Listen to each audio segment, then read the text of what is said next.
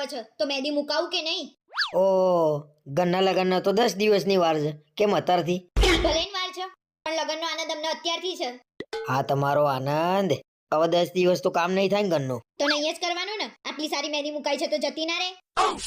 વાંધો નહીં, 10 દિવસ કચરા પોતું વાસણ મોકલ લે.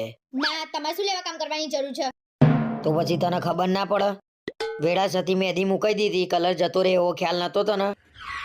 લગ્નમાં બૈરાને કેવી રીતે તૈયાર થવું ને તમારે શીખવાડવાની જરૂર નહીં. અને હા, મહેંદીન કલર ના આવે ને પછી તમારી વાત છે. કે મહેંદીન કલર ના આવે તો શું થાય? મહેંદીન કલર ગાતો આવે ને તો તમે મને પ્રેમ કરો છો. જો મહેંદીન કલર આછો આવે ને તો તમે મને પ્રેમ નહીં કરતા. એવું સમજવાનું.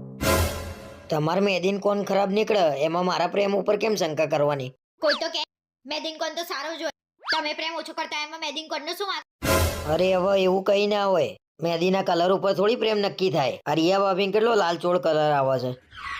રિયા ભાભીને લાલચોળ કલર આવે છે એ તમે ક્યાંથી જોયા?